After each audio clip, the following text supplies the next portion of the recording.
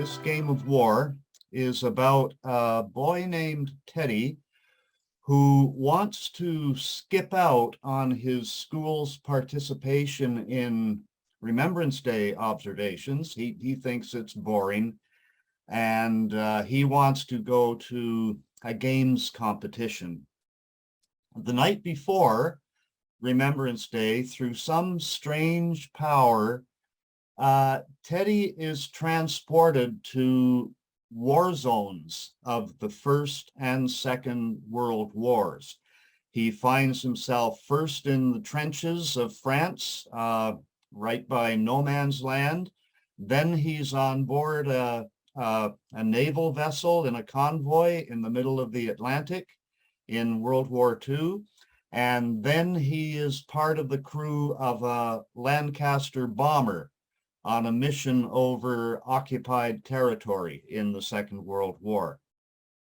And Teddy, he experiences what it was like for people to be in war, and he finds himself having to make some very important decisions involving himself.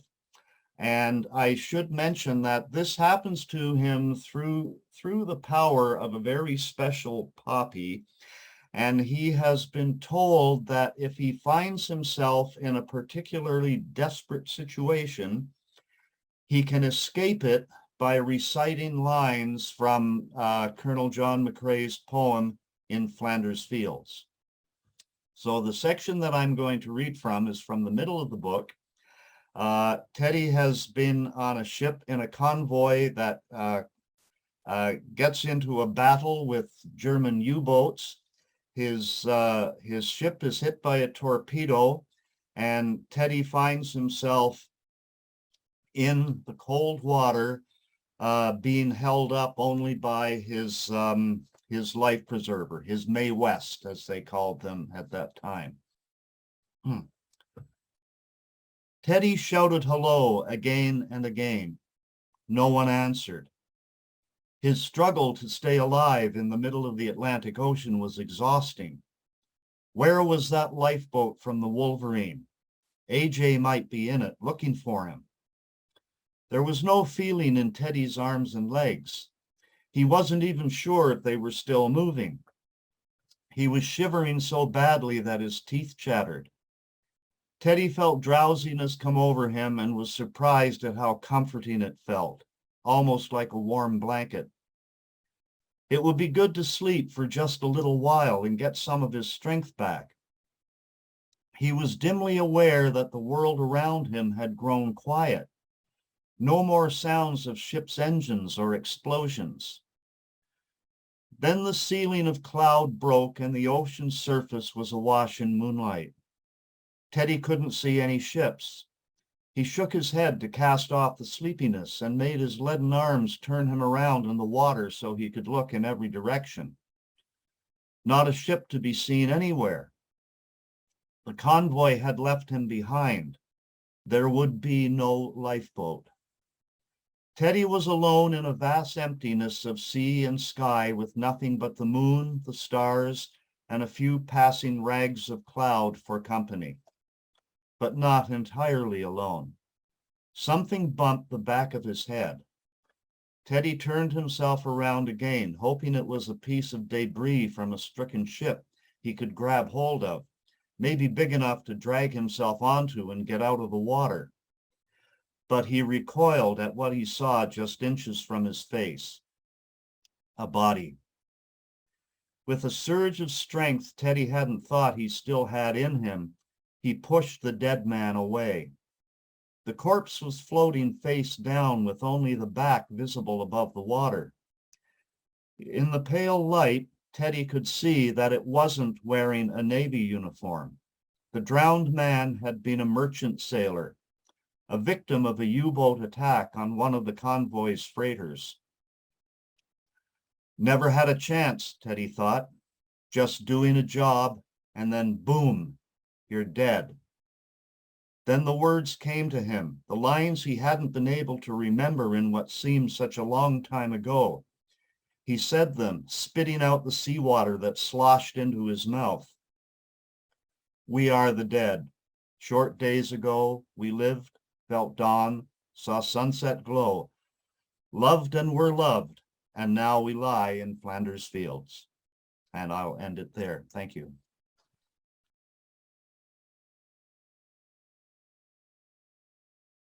Several years ago, to mark the centenary of the beginning of the First World War, I wrote a series of articles for the Guelph Mercury about the names that are on the city cenotaph.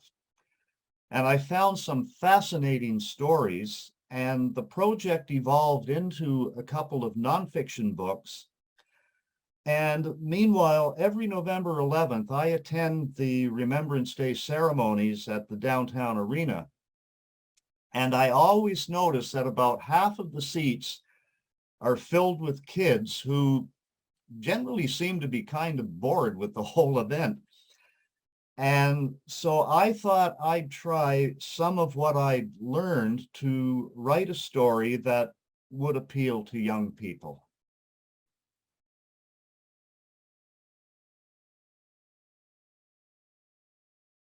I think that kids should have an opportunity to learn that the free democratic society that we live in doesn't just happen by accident, didn't just happen by accident, excuse me, and that sometimes people have had to fight to protect it. And we can see some of that going on in the world around us right now.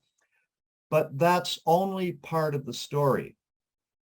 If kids are going to learn about war, they should get a complete and honest account. And Teddy does in this story. He learns that there is absolutely nothing glorious about war. There's suffering and death and tremendous waste.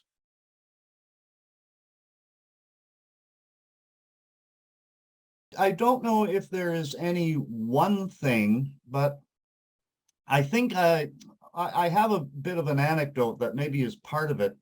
I live with my daughter and my grandson, and there was one time a few years ago on Remembrance Day, my grandson came and told me that he would like to see my dad's war medals, his great-grandfather's war medals. So I got them out to show him, and he said, was he really in a war? And I said, yes, he and Nanny both were. And my grandson said, did they survive? And I said, well, if they didn't, none of us who are in this house today would be here. So I thought that maybe writing a story like this would sort of help young kids like him make the connection between the past and their present.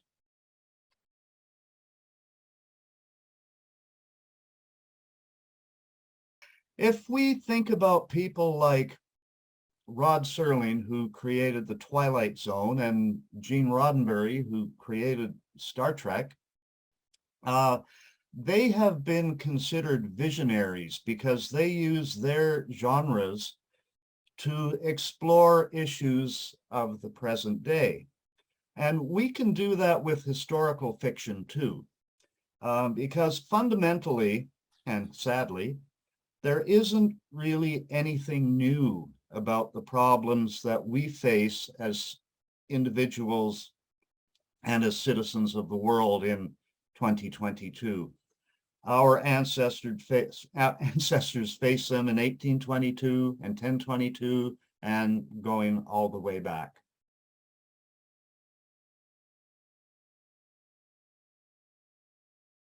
One of the things that Teddy finds in his adventures is that in the war, it isn't always just a question of everybody on one side is good guys and everybody on the other side is bad guys.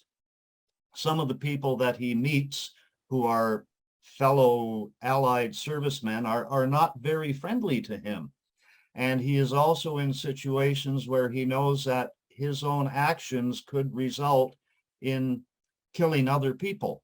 and he has, he faces a bit of a moral dilemma with that.